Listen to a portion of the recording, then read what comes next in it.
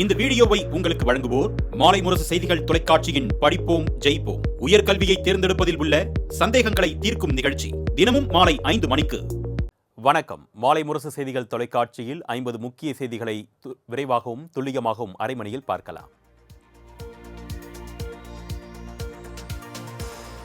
அண்ணா பல்கலைக்கழக மாணவி பாலியல் வன்கொடுமை வழக்கில் குற்றவாளி என்று தீர்ப்பளிக்கப்பட்ட ஞானசேகரனுக்கு இன்று தண்டனை அறிவிக்கப்படுகிறது. சென்னை அண்ணா பல்கலைக்கழக வளாகத்தில் கடந்த டிசம்பர் 23 அன்று 19 வயதான 2ஆம் ஆண்டு பொறியியல் மாணவி பாலியல் வன்கொடுமைக்கு உள்ளாக்கப்பட்ட சம்பவம் பெரும் அதிர்வலைகளை ஏற்படுத்தியது. இது தொடர்பான புகாரின் பேரில் கோட்டூர்புரம் அனைத்து மகளிர் போலீசார் பல்வேறு பிரிவுகளின் கீழ் வழக்கு பதிவு செய்து அதே பகுதியில் பிரியாணி கடை நடத்தி வந்த கோட்டூர்புரத்தைச் சேர்ந்த ஞானசேகரன் என்பவரை கடந்த டிசம்பர் 24ஆம் தேதியன்று கைது செய்தனர். இந்த வழக்கில் கைதான ஞானசேகரன் குற்றவாளி என்று கடந்த மே 28ஆம் தேதி சென்னை மகளிர் நீதிமன்ற நீதிபதி எம் ராஜலட்சுமி தீர்ப்பளித்தார். இந்நிலையில் தண்டனை விவரங்கள் இன்று அறிவிக்கப்பட உள்ளன.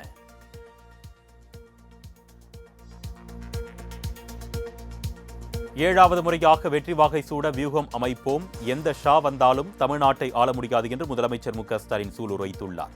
மதுரை மாவட்டம் உத்தங்குடியில் நடைபெற்ற பொதுக்குழு கூட்டத்தில் பேசிய முதலமைச்சர் மு.க.ஸ்டாலின் டெல்லிக்கு தமிழ்நாடு எப்பொழுதும் அவுட் ஆஃப் கண்ட்ரோல் தான் என்று திட்டவட்டமாக தெரிவித்தார். கண்ணு கெட்டிய தூரம் வரை எதிரிகளே இல்லை என ஆணவ குரலில் பேசுபவன் நான் அல்ல என்றும், எந்த காலத்திலும் ஆணவமோ மமதையோ வராது, பணிவு ஒன்றே தலைமை பண்பின் அடையாளம் என்றும் கூறினார். மேலும் அதிமுக பாஜக கூட்டணி ஆட்சியின் போது தமிழ்நாடு அதல பாதாளத்திற்கு சென்றதாகவும் விமர்சித்தார்.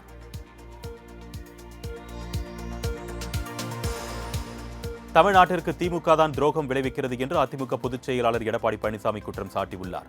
கோவை விமான நிலையத்தில் செய்தியாளர்களை சந்தித்த அவர், மக்களுக்கு அதிமுக துரோகம் இழைப்பதாக முதலமைச்சர் மு.க.ஸ்டாலின் குற்றம் சாட்டியது குறித்து செய்தியாளர்கள் எழுப்பியதற்கு இவ்வாறு பதிலளித்தார்.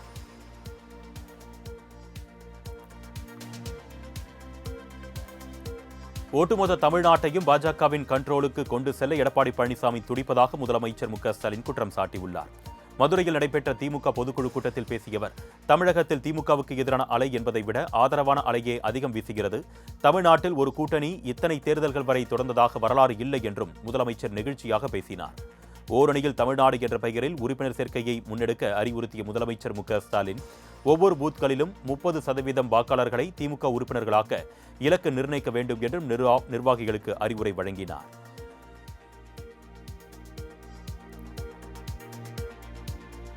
சாக்கடைகளை துணி வைத்து மறைப்பதுதான் திராவிட மாடல் ஆட்சியா என்று பாஜக மாநில தலைவர் நயினார் நாகேந்திரன் விமர்சித்துள்ளார். திருப்பூர் மாவட்டம் உடுமலையில் செய்தியாளர்களுக்கு பேட்டியளித்தவர், மக்களுக்கு நன்மை செய்யாமல் மத்திய அரசை குறை கூறுவதே ஸ்டாலினின் வாடிக்கையாக உள்ளதாக குற்றம் சாட்டினார். திமுக பொதுக்குழுவில் அதிமுகவை குறைத்து மதிப்பிட்டு பேசுவது சரியானது அல்ல என்றும் நயினார் நாகேந்திரன் சாடினார்.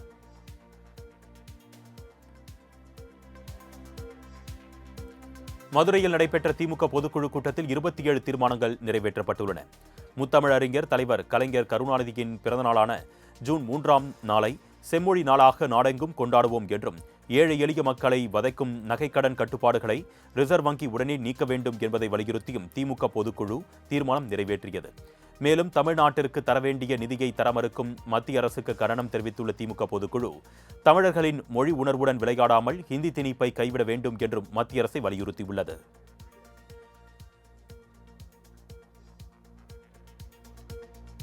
சிந்தூர் ஆபரேஷன் வெற்றியை சிலரால் ஏற்றுக்கொள்ள முடியாமல் கேள்வி எழுப்புகின்றனர் என ஆளுநர் ஆர்.என். ரவி தெரிவித்தார். சென்னை தியாகராய நகரில் நடைபெற்ற நிகழ்ச்சியில் பேசிய அவர், தேசிய கல்விக் கொள்கை மிகவும் முக்கியமானது. சிலர் அதனை வைத்து அரசியல் செய்கின்றனர். நாட்டின் எதிர்காலம் இளைஞர்கள் வசம்தான் உள்ளது. அவர்கள் கற்கும் கல்வியில் அரசியல் செய்வது நாகரிகமற்றது என்று தெரிவித்தார். மேலும் தமிழகத்தில் ஆண்டுக்கு 7000 பேர் PhD பட்டம் பெறுகின்றனர். ஆனால் அவர்கள் அனைவரும் தகுந்த திறனுடன் இருப்பதில்லை என்றும் வேதனை தெரிவித்தார்.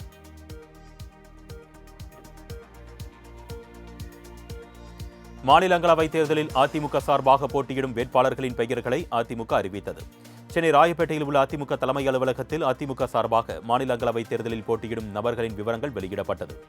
அதில் அதிமுக சார்பாக மாநிலங்களவை தேர்தலில் இன்பதுரை மற்றும் தனபால் ஆகியோர் போட்டியிட இருப்பதாக அதிமுக துணை பொதுச் செயலாளர் கே.பி. முனுசாமி அறிவித்தார். தொடர்ந்து பேசிய கே.பி. முனுசாமி, அதிமுகவுடனான கூட்டணியில் தேமுதிக தொடர்வதாகவும் 2026ஆம் ஆண்டு மாநிலங்களவை பதவி தேமுதிகவிற்கு கொடுக்கப்படும் என்றும் தெரிவித்தார்.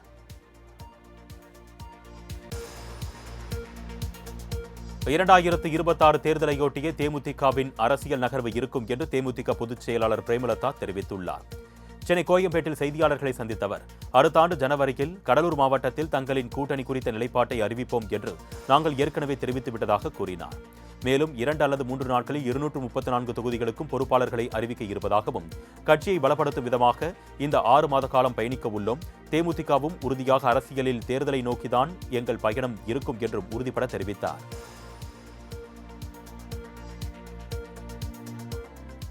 அதிமுக சார்பில் மாநிலங்களவை உறுப்பினர் பதவி தனக்கு கிடைக்காததால் முன்னாள் அமைச்சர் ஜெயக்குமார் அதிருப்தியில் இருப்பதாக தகவல் வெளியாகியுள்ளது. அதிமுக சார்பில் மாநிலங்களவை உறுப்பினர் பதவிக்கு அக்கட்சியின் வழக்கறிஞர் பிரிவு செயலாளர் இன்பதுரை மற்றும் முன்னாள் சட்டமன்ற உறுப்பினர் தனபால் ஆகியோர் போட்டியிட இருப்பதாக துணை பொதுச் செயலாளர் KP முனுசாமி அறிவித்துள்ளார். இந்நிலையில் மாநிலங்களவை உறுப்பினர் பதவி தனக்கு கிடைக்காததால் முன்னாள் அமைச்சர் ஜெயக்குமார் அதிருப்தியில் இருப்பதாக தகவல் வெளியாகியுள்ளது.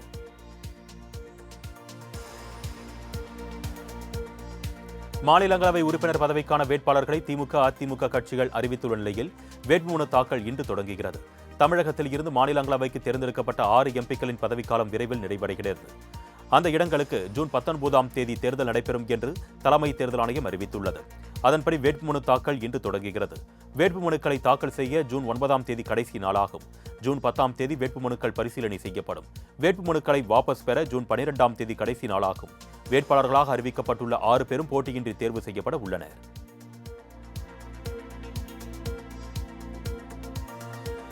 மயிலாடுதுறை மாவட்டம் பூம்புகாரில் வரும் ஆகஸ்ட் 10ஆம் தேதி அன்று வன்னியர் சங்கம் சார்பில் மகளிர் மாநாடு நடைபெறும் என்று பாமக நிறுவனர் ராமதாஸ் தெரிவித்துள்ளார். திண்டிவனம் அடுத்த தைலாபுரத்தில் செய்தியாளர்களை சந்தித்த அவர், ஒவ்வொரு கட்சியிலும் குடும்பத்திலும் நடப்பதுதான் தற்பொழுது பாமகவிலும் நடக்கிறது. வன்னியர் சங்கம் சார்பில் ஆகஸ்ட் 10ஆம் தேதி மகளிர் மாநாடு பூம்புகாரில் நடைபெறும். மகளிர் மாநாட்டில் பங்கேற்குமாறு அன்புமணிக்கும் அழைப்பு விடுக்கப்பட்டிருப்பதாக தெரிவித்தார். மேலும் அன்புமணியை கட்சியில் இருந்து நீக்குவீர்களா என்பது போன்ற கேள்விகள் தேவையற்றது. வரும் வியாழக்கிழமை அன்று அன்புமணி குறித்த கேள்விகளுக்கு பதிலளிப்பேன் என்று கூறினார்.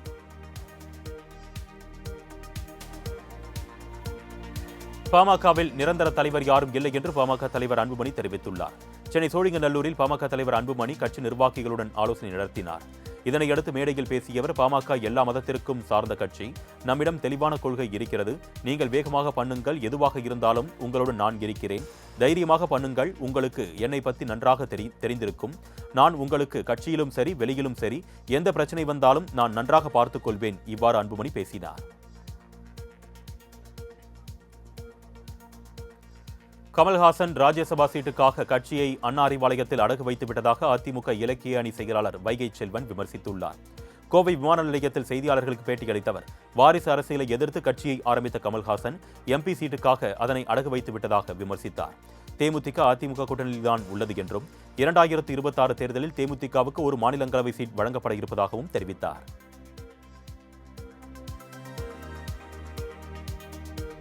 ராஜ்யசபா MP பதவி திமுகவின் பின்னால் கமல் ஒளிந்து இருப்பதையே காட்டுவதாக வானதி சீனிவாசன் விமர்சித்துள்ளார். கோவை தெற்கு சட்டமன்ற தொகுதியில் நலம் இலவச மருத்துவ முகாமை தொடங்கி வைத்த பின் செய்தியாளர்களை சந்தித்து பேசிய அவர், எப்படியாவது நாடாளுமன்றத்திற்கு செல்ல வேண்டும் என்ற சுயநலத்தோடு தன்னை நம்பிய வாக்காளர்களுக்கு கமல் துரோகம் செய்திருப்பதாக குற்றம் சாட்டினார். காக்கைக்கும் தன் குஞ்சு பொன் குஞ்சு என்பது போலதான் அவரவர் தாய்மொழியையும் பார்க்க வேண்டும் என்று அமைச்சர் அன்பில் மகேஷ் தெரிவித்துள்ளார். தஞ்சை சரஸ்வதி மஹாலில் நூலகத்தில் ஆய்வு செய்த பின் செய்தியாளர்களுக்கு பேட்டியளித்தவர் இதனை தெரிவித்தார். கட்டாய கல்வி உரிமை சட்டத்தில் மத்திய அரசிடம் நிதி கோரியுள்ள நிலையில் தரவில்லை என்றால் வழக்கு தொடர இருப்பதாகவும் அமைச்சர் கூறினார். மத்தியில் இருப்பது ஒன்றிய அரசு என்றால் மாநிலத்தில் இருப்பது பஞ்சாயத்து அரசா என்று மகாராஷ்டிரா ஆளுநர் CP ராதாகிருஷ்ணன் கேள்வி எழுப்பியுள்ளார். கோவையில் செய்தியாளர்களுக்கு பேட்டியளித்தவர், தமிழக அரசு வேண்டுமென்றே பிரிவினைவாதத்தை திணிப்பதாக குற்றம் சாட்டினார். தமிழக அரசு மத்திய அரசுடன் இணைந்து செயல்படுவது தமிழகத்தின் முன்னேற்றத்திற்கு பெரிதும் உதவும் என்று கூறினார். திமுகவை ஒழிப்பதுதான் என்னுடைய வேலை என்று கூறி இயக்கத்தை தொடங்கிய கமல், இன்றைக்கு திமுகவுடன் இருப்பதுதான் தமிழகத்திற்கு நன்மை அளிக்கும் என்று கூறுகிறார் என்றும், பதவிக்காக கமல் இப்படி மாறி பேசுவதாக விமர்சித்தார்.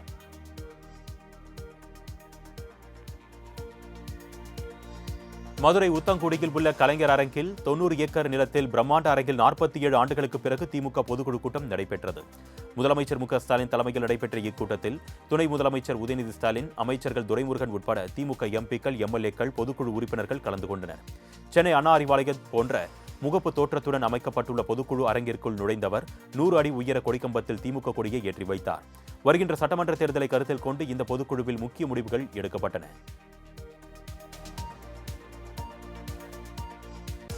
பகல்காம் தீவிரவாத தாக்குதலில் உயிரிழந்த பொதுமக்களுக்கு திமுக பொதுக்குழுவில் இரங்கல் தீர்மானம் நிறைவேற்றப்பட்டது. மதுரை உத்தங்குடியில் முதலமைச்சர் மு.க.ஸ்டாலின் தலைமையில் திமுக பொதுக்குழு கூட்டம் நடைபெற்றது. இதில் தேமுதிக நிறுவனர் விஜயகாந்த் மற்றும் காங்கிரஸ் மூத்த தலைவர் குமரி அனந்தன் உள்ளிட்டோருக்கு மறைவுக்கு இரங்கல் தீர்மானம் நிறைவேற்றப்பட்டது. இரங்கல் தீர்மானங்களை தொடர்ந்து திமுக தலைவர் ஸ்டாலின் உள்ளிட்ட திமுக நிர்வாகிகள் எழுந்து நின்று அஞ்சலி செலுத்தினர். இந்நிலையில் திமுகவில் அமைப்பு ரீதியாக ஏற்கனவே 23 அணிகள் உள்ள நிலையில் புதிதாக 2 அணிகள் உருவாக்கப்பட்டுள்ளன. திமுகவில் மாற்றுத்திறனாளிகள் அணி புதிதாக உருவாக்கப்பட்டுள்ளது.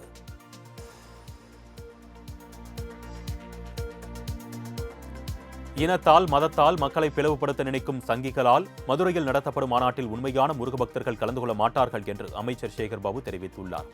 நெல்லை நெல்லையப்பர் திருக்கோவிலில் ஆணி பெருந்திருவிழா கொடியேற்றத்திற்கான முன்னேற்பாடு பணிகள் குறித்து ஆய்வு மேற்கொண்ட பின் செய்தியாளர்களுக்கு பேட்டியளித்த அவர், ஜூலை 7ஆம் தேதி திருச்செந்தூர் முருகன் கோவிலில் நடைபெறவுள்ள குடமுழுக்கு விழாவில்தான் உண்மையான முருக பக்தர்கள் பங்கேற்பார்கள் என்றார்.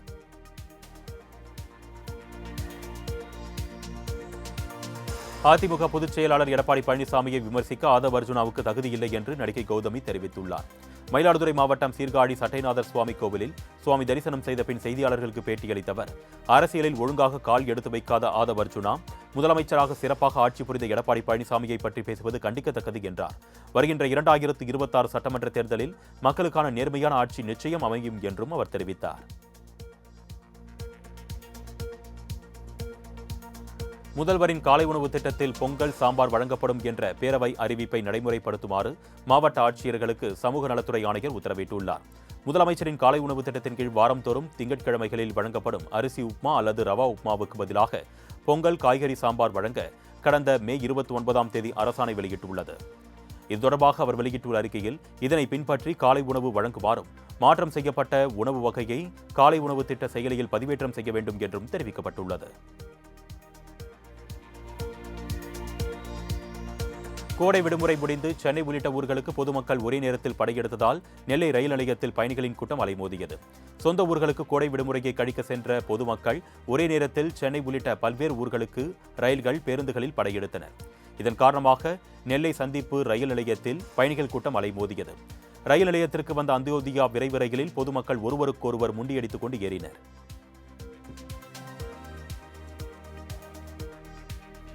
மேற்கு திசை காற்றின் வேக மாறுபாடு காரணமாக தமிழகம், புதுச்சேரி, காரைக்காலில் ஒரு சில இடங்களில் இன்று இடி மின்னலுடன் மிதமான மழை பெய்ய வாய்ப்புள்ளது என்று வானிலை ஆய்வு மையம் தெரிவித்துள்ளது.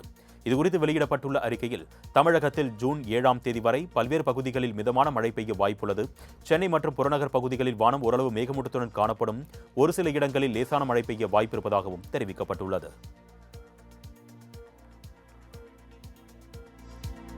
ஒரு மாத கோடை விடுமுறைக்கு பிறகு இன்று முதல் சென்னை உயர்நீதிமன்றம் முழு அளவில் செயல்படுகிறது. ஒவ்வொரு ஆண்டும் சென்னை உயர்நீதிமன்றத்திற்கு கோடை விடுமுறை அறிவிக்கப்படும். இந்நிலையில் கடந்த மே 1ஆம் தேதியில் இருந்து விடுமுறை அறிவிக்கப்பட்டது. இதனையடுத்து ஒரு மாத கால விடுமுறை முடிந்து இன்று முதல் முழு அளவில் சென்னை உயர்நீதிமன்றம் செயல்படுகிறது. அதனைத் தொடர்ந்து முக்கிய வழக்கு உள்ளிட்ட அவசர வழக்குகள் விசாரிக்கப்பட உள்ளன. இஸ்லாமியர்களின் வாக்கு வங்கியை திருப்திப்படுத்த வேண்டும் என்பதற்காக ஆபரேஷன் சிந்தூர் மற்றும் வக்ஃப் சட்டத்தை மேற்கு வங்க முதலமைச்சர் மம்தா பானர்ஜி எதிர்ப்பதாக மத்திய உள்துறை அமைச்சர் அமித்ஷா தெரிவித்துள்ளார். முர்ஷிதாபாத்தில் நடைபெற்ற கூட்டத்தில் பேசிய அமித்ஷா, ஆபரேஷன் சிந்தூர் நடவடிக்கையை விமர்சித்த மம்தாவுக்கும் அவரின் திரிணாமுல் காங்கிரஸ் கட்சிக்கும் மக்கள் உரிய பாடம் புகட்டுவார்கள் என்று தெரிவித்தார்.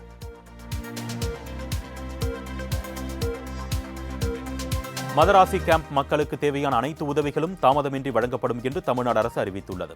டெல்லியில் 4 தலைமுறைகளாக தமிழர்கள் வசித்து வந்த மதராசி முகாம் குடியிருப்புகளை இடித்து மக்களை அகற்றும் பணி தீவிரமாக நடைபெற்று வருகிறது. அரசின் நடவடிக்கையால் தமிழக குடும்பங்கள் செய்வதறியாது நிர்கதியாக நிற்கிறது. இந்நிலையில் டெல்லியில் வீடுகளை இழந்த தமிழர்களுக்கு அனைத்து உதவிகளும் செய்யப்படும் என்று தமிழ்நாடு அரசு அறிவித்துள்ளது.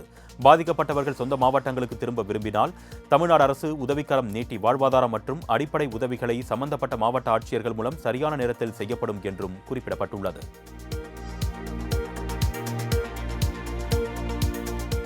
கர்நாடக மாநிலம் மைசூர் மாவட்டத்தில் கிருஷ்ணராஜ உடையார் சிலை மீது மதுபோதையில் சிறுநீர் கழித்த நபரால் பரபரப்பு ஏற்பட்டது. மைசூர் KR சர்க்கிளில் மதுபோதையில் இருந்த நபர் கிருஷ்ணராஜ உடையார் சிலையின் தலையில் அமர்ந்து சிறுநீர் கழித்துள்ளார். இதனை அப்பகுதி பொதுமக்கள் தொலைபேசியில் காட்சி பதிவு செய்ததை கண்ட நபர் அங்கிருந்து தப்பிச் சென்றார். இதுகுறித்த உரிய நடவடிக்கை எடுக்க வேண்டும் என்று காவல்துறையினரிடம் பொதுமக்கள் கோரிக்கை விடுத்தனர். கர்நாடக மாநிலம் பெங்களூருவில் ஆட்டோ ஓட்டுநரை இளம்பெண் ஒருவர் செருப்பால் அடித்த சம்பவம் பரபரப்பை ஏற்படுத்தியுள்ளது. வெள்ளந்தூர் பகுதியில் ஆட்டோ ஸ்கூட்டியை தொடுவது தொடர்பாக ஆட்டோ ஓட்டுநருக்கும் இளம்பெண்ணுக்கும் இடையே வாக்குவாதம் ஏற்பட்டது. அப்பொழுது ஆத்திரமடைந்த பெண் ஆட்டோ ஓட்டுநரை செருப்பால் அடித்துள்ளார். இதுகுறித்து போலீசார் வழக்கு பதிவு செய்து விசாரணை மேற்கொண்டு வரும் நிலையில் வீடியோ சமூக வலைதளங்களில் வைரலாகி வருகிறது.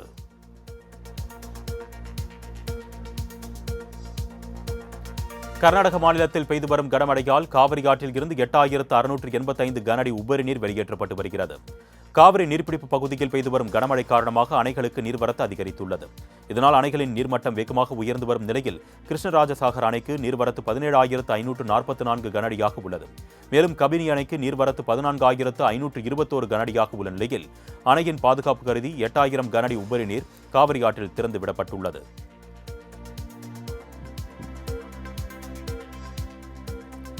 கேரள மாநிலம் கண்ணூரில் கூகுள் மேப் பார்த்து திருமண வீட்டிற்கு சென்ற கார் ஆற்று வெள்ளத்தில் சிக்கி இழுத்து செல்லப்பட்டது.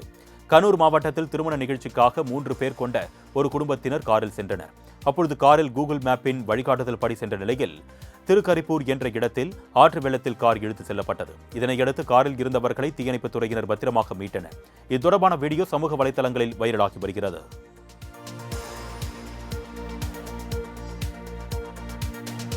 திருவண்ணாமலை அண்ணாமலையார் கோவிலில் சுவாமி தரிசனம் செய்ய வந்த வெளிமாநில பக்தர்களுக்குள் மோதல் ஏற்பட்ட சம்பவம் பரபரப்பை ஏற்படுத்தியுள்ளது.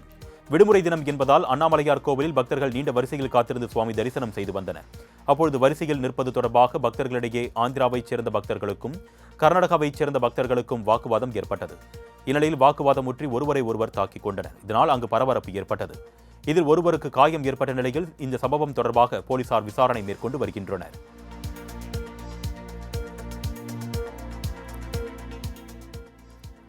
சென்னை கோவிலம்பாக்கத்தில் அடுத்தடுத்து 3 வீடுகள் முன்பு பெட்ரோல் குண்டு வீசப்பட்ட சம்பவம் பெரும் பரபரப்பை ஏற்படுத்தியுள்ளது. சென்னை அடுத்த கோவிலம்பாக்கத்தில் சத்யா நகர் 3வது தெரு, சின்ன கோவிலம்பாக்கம், பஜனை கோவில் தெரு ஆகிய 3 பகுதிகளில் உள்ள 3 வீடுகளின் முன்பு நேற்றிரவு அடையாளம் தெரியாத மர்ம நபர்கள் பெட்ரோல் குண்டு வீசிவிட்டு தப்பிச் சென்றுள்ளனர். இந்நிகழ்வில் அதிர்ஷ்டவசமாக யாருக்கும் எந்த பாதிப்பும் ஏற்படவில்லை. இதுகுறித்து மேடவாக்கம் போலீசார் விசாரணை மேற்கொண்டுள்ளனர்.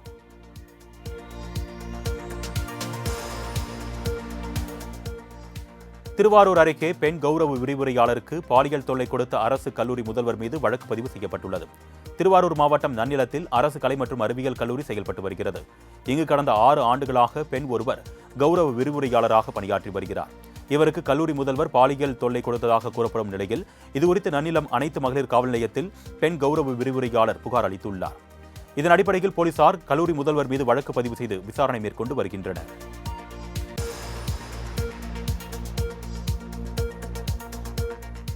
கன்னியாகுமரி மாவட்டம் நாகர்கோவிலைச் சேர்ந்த இளம்பெண் ஒருவர் ஓடும் ரயிலில் படிக்கட்டில் நின்றபடி நடனமாடி வெளியிட்ட வீடியோ இணையத்தில் வைரலாகி வருகிறது.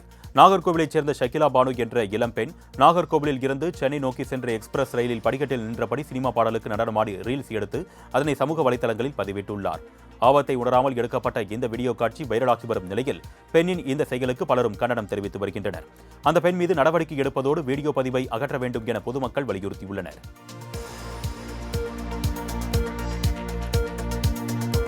ராமநாதபுரம் அரசு மருத்துவமனை சாலையில் சிக்கி தவிக்கும் ஆம்புலன்ஸ்களால் நோயாளிகள் கடும் அவதிக்குள்ளாகினர்.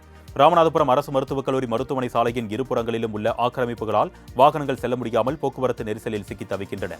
அதே நேரத்தில் அரசு மருத்துவக் கல்லூரி மருத்துவமனைக்கு வரும் ஆம்புலன்ஸ்கள் செல்ல முடியாமலும் சிக்கி தவிக்கின்றன. இந்நிலையில் நாள்தோறும் அதிகரித்து வரும் போக்குவரத்து நெருக்கடியை கட்டுப்படுத்த காவல்துறை நடவடிக்கை எடுக்க வேண்டும் என்று அரசு மருத்துவமனை சாலையை ஒரு வழி பாதையாக மாற்ற வேண்டும் என்றும் கோரிக்கை எழுந்துள்ளது.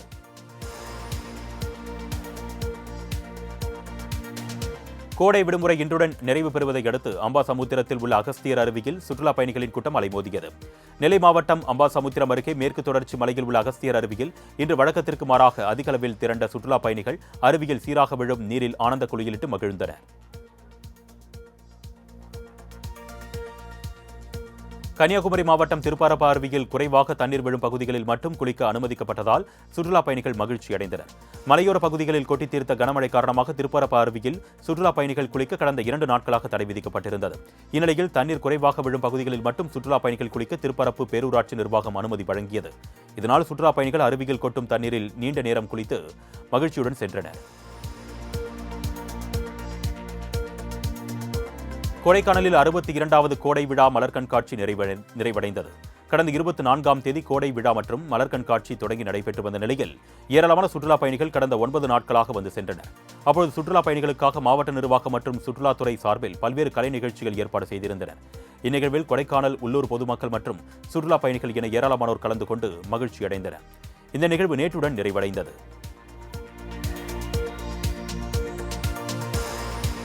சென்னையில் நடைபெற்ற வாக்கத்தான் போட்டியில் மனிதர்களைப் போல நாய்களும் வண்ணமயமான உடைகளுடன் ஸ்டைலாக நடை போட்டது பார்வையாளர்களை வெகுவாக கவர்ந்தது. சென்னை வானகரத்தில் உள்ள தனியார் சிபிஎஸ்இ பள்ளியில் ஆதரவின்றி தெருவில் கைவிடப்படும் நாய்களை பாதுகாக்க விழிப்புணர்வு மற்றும் நிதி திரட்டும் வகையில் நாய்களுக்கான வாக்கத்தான் போட்டி நடைபெற்றது. இந்த போட்டியில் ஒவ்வொரு நாய்களும் வண்ணமயமான ஆடை மற்றும் அணிகலன்களுடன் கலந்து கொண்டு நடை போட்டது. ஒரே நேரத்தில் 100க்கும் மேற்பட்ட நாய்கள் வாக்கத்தான் சென்றது லயன்ஸ் உலக சாதனை புத்தகத்தில் இடம் பிடித்தது குறிப்பிடத்தக்கது.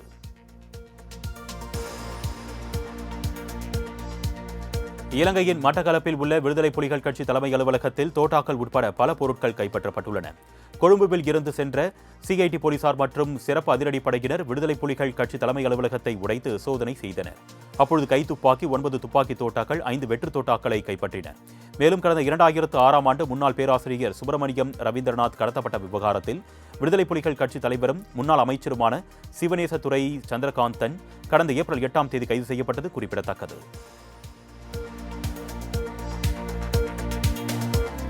மேற்கு ஆப்பிரிக்க நாடான நைஜீரியாவில் ஏற்பட்ட வெள்ளத்தில் சிக்கி உயிரிழந்தவர்களின் எண்ணிக்கை 151ஆக உயர்ந்துள்ளது. நைஜீரியாவின் முக்கிய சந்தை நகரமான மோக்வா நகரில் பல மணி நேரம் தொடர்ந்து பெய்த கனமழையால் அருகே இருந்த அணை உடைந்து குடியிருப்புகளை மூழ்கடித்தது. இதில் பல வீடுகள் நீரில் மூழ்கியதுடன் சாலை போக்குவரத்தும் துண்டிக்கப்பட்டது. கனமழை காரணமாக ஏராளமான மக்கள் பாதுகாப்பான இடத்தில் தங்க வைக்கப்பட்டுள்ளனர். இந்நிலையில் வெள்ளத்தில் சிக்கி இதுவரை 151 பேர் உயிரிழந்ததுடன் மேலும் பலி எண்ணிக்கை அதிகரிக்கும் என்றும் அஞ்சப்படுகிறது. இலங்கையில் பலத்த காற்றுடன் கொட்டி தீர்த்து வரும் கனமழையால் மக்களின் இயல்பு வாழ்க்கை பாதிக்கப்பட்டுள்ளது.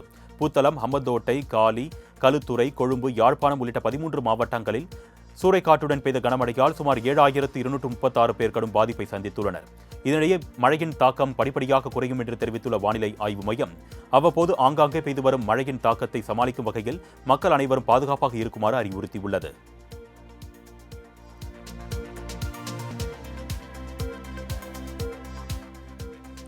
ஐபிஎல் 2வது தகுதி சுற்றில் மும்பை அணியை அதிரடியாக வீழ்த்திய பஞ்சாப் அணி இறுதிப் போட்டிக்கு முன்னேறியுள்ளது.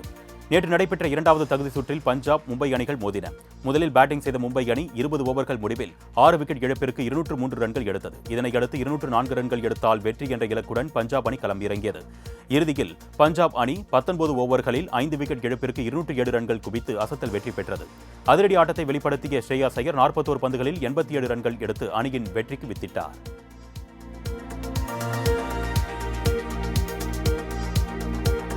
ஏபிடி வில்லியர்ஸின் 9 ஆண்டு கால சாதனையை மும்பை இந்தியன்ஸ் அணி வீரர் சூரியகுமார் யாதவ் முறியடித்துள்ளார். பஞ்சாப் அணிக்கு எதிரான போட்டியில் சூரியகுமார் யாதவ் 15 ரன்களை கடந்தபோது ஐபிஎல் வரலாற்றில் ஒரு தொடரில் அதிக ரன்களை குவித்த தொடக்க வீரர் அல்லாத வீரர் என்ற சாதனையை அவர் படைத்தார். கடந்த 2016ஆம் ஆண்டு பெங்களூரு அணிக்காக விளையாடிய ஏபிடி வில்லியர்ஸ் 687 ரன்களை குவித்ததே இதுவரை சாதனையாக இருந்தது. நடப்பு ஐபிஎல் தொடரில் சூரியகுமார் யாதவ் 717 ரன்கள் அடித்து இந்த சாதனையை முறியடித்துள்ளார்.